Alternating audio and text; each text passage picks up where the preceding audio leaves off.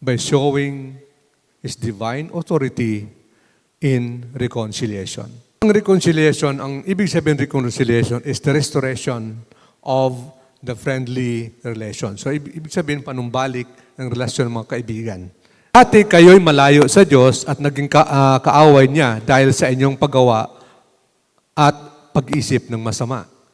So, sabi ko rin, yung nagkaaway tayo dahil sa ating mga kasalanan. Ngunit sa pamamagitan sa pagkamatay ni Kristo, kayo ay ginawang kaibigan ng Diyos. So, therefore, nung una tayo ay mga kalaban ni Kristo, kaaway ni Kristo.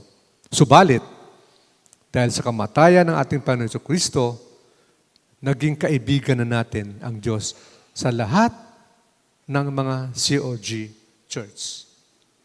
Dahil I believe na COG Church ay talagang may tunay na pananampalataya kay Kristo Jesus. And then, sabi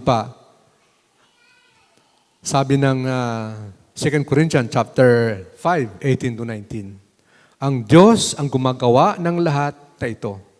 Sa pamamagitan ni Kristo, ibinibilang niya tayong mga kaibigan at hindi na kaaway. No? At pinili niya kami upang ang iba pang mga tao ay magiging kaibigan rin niya. Yung sabi ni Apostol Pablo, bilang tayo naman ay mga mananampalataya, we are the ambassadors of Christ. Ngayon, ang gagawin lang din natin, dahil si Kristo na sa atin, ipagpatuloy natin na ihayag ang mga salita ng Diyos upang marami pang mga tao na makakilala sa ating Panginoong Hesus. Ito ang layunin ng Panginoon sa buhay natin. So nakikita natin mga kapatid, ang pagka-Diyos ng ating Panginoong Hesukristo. Kaya nga, siguro hindi na tayo basta-basta masway o madrift away sa mga katuruan patungkol kay Kristo. We believe naman ever since, kahit nandito pa si Pastor John, always Jesus Christ, Jesus Christ, Jesus Christ is the center of our faith, the center of our church, the center of our lives. Pero from time to time, kailangan natin gawin ito dahil laganap sa atin ang mga maling katuruan. Na huwag tayo dapat maaakit sa mga katuruan yan.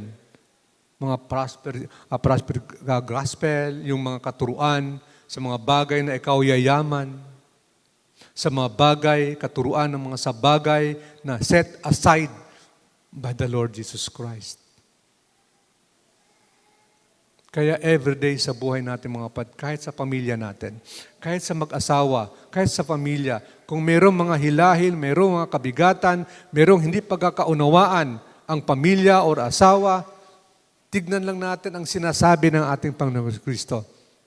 Nilikha ako sa pamamagitan ni Kristo at para kay Kristo. Na ang Kristo ay ayaw niya itong magulong buhay. Dahil nilikha tayong Diyos, sabi nga sa Genesis chapter 1, verse 31, nung nakita ng Diyos ang lahat kanyang nilikha,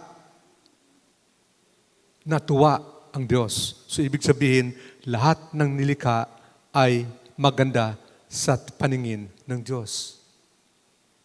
Kung ang lahat ng mga nilikha maganda sa paningin ng Diyos, bakit nag-away-away pa tayo? Ang pag-away-away ba, ito'y kagustuhan ng Panginoon? Hindi na.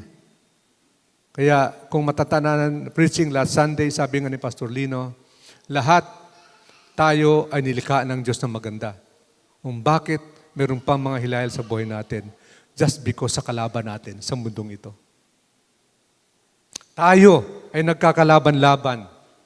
Hindi yan ang gusto ng Panginoon. Ang gusto lang ng Espiritu na sa mundong ito ay mawalay tayo sa daan ng Panginoon. Pero mga kapatid, huwag na huwag tayong magpapadala. Remind lang natin every now and then, Jesus Christ, everything is created sa pamamagitan ni Kristo at para kay Kristo. Yan ang pag-asa ng buhay natin.